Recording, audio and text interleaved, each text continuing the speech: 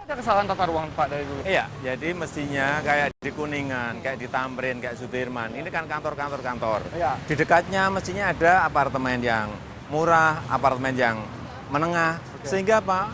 Karyawan bisa memiliki apartemen itu, datang ke kantor lewat jalan kaki, datang ke kantor hanya naik bus satu halte, sehingga orang tidak mobilisasi orang di jalan lewat mobil tidak banyak. Ini darurat dan segera harus dilaksanakan, karena ini juga menyangkut nanti akan kemacetan, mengurangi kemacetan banyak. Tapi kalau redesign apakah kan harus diperhatikan juga Pak, kepentingan orang-orang apakah bersedia dipindahkan? Oh, enggak.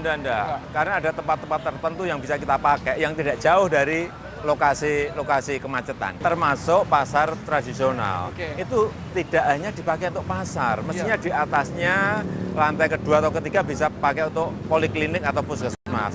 Di atasnya lagi, vertikal bisa dipakai untuk apartemen murah, rusun yang murah. Jadi ibaratnya satu tempat itu ada semuanya gitu ya Pak? Ada semuanya, sehingga orang tidak keluar rumah, sehingga memacetkan jalan. Oke, Bu setuju dengan konsepnya Bu? Setuju banget gitu. Saya Pak yang mewakili PKL nih Pak, kaki lima ya. Mudah-mudahan tidak terjadi yang seperti hal-hal yang kemarin-kemarin. Saya mau tuh PKL itu mereka kan manusia juga gitu loh Pak ya. Tolong ditertibkan aja, tapi dikasih tempat. Kalau untuk PKL saya kira konsepnya jelas ya. Mereka harus diberi space, mereka harus diberi ruang. Kalau mau diberi ruang, PKL harus diberi ruang. Kira-kira tempat yang mana Pak yang paling pas buat PKL? Ya yang ngerti itu PKL. Karena mereka punya hak untuk Mereka mendapatkan bayar loh, Pak. uang. Oh ya, mereka bayar? Ya, mereka Bayar ke siapa Bu? Ya, bayar ke oknum mungkin. Oh, Ya. Pak ini di pemerintahan Bapak nanti ada yang seperti ini nggak? Bayar-bayaran?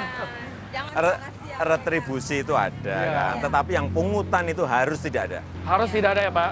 Pungutan liar itu yang tidak harus. Bukan sekadar janji kan ya? Itu yang harus tidak ada dengan manajemen pengawasan yang baik. Oke Pak, ini kan bicara soal berarti ada tata ruang sehingga kemacetan, banjir itu bisa ini. Tapi kalau banjir kan sesuatu yang tidak bisa diprediksi Pak. Memang itu adalah alam, Ya. tapi itu bisa dikelola, bisa dimanage, sehingga tidak dibiarin begitu saja. Belanda yang 2 meter, 3 meter di bawah permukaan air laut aja bisa kok mengelola daerahnya. Di sini kan air itu kan sudah lewat sungai, ya sungainya itu dikelola baik dengan banjir kanal barat, banjir kanal timur, dengan Cengkareng drains, kemudian sungai-sungai dinormalisasi semuanya, dikeruk semuanya, itu udah akan mengurangi total yang namanya banjir. Saya sudah menyiapkan pertanyaan sedikit Pak soal bus Transjakarta. Kapan sih Pak sebenarnya bus Transjakarta ini dioperasikan pertama kali? Saya kira ini kan zamannya Pak Sutioso, dan sudah sampai sekarang sudah ada 11 koridor, masih kurang 4 koridor. Nah, itu yang harus diselesaikan, yang 4 koridor itu cepat.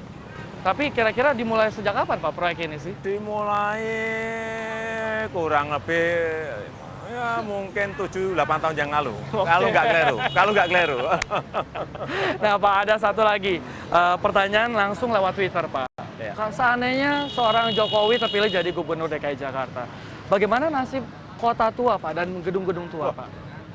Itu yang namanya heritage, Ya. baik yang tangible maupun intangible, itu ada potensi, itu ada kekuatan, sehingga kalau kita bisa memanage wilayah itu akan menjadi sebuah daerah wisata, sebuah lokasi wisata, tetapi memang harus dimanage dengan sebuah manajemen heritage yang baik.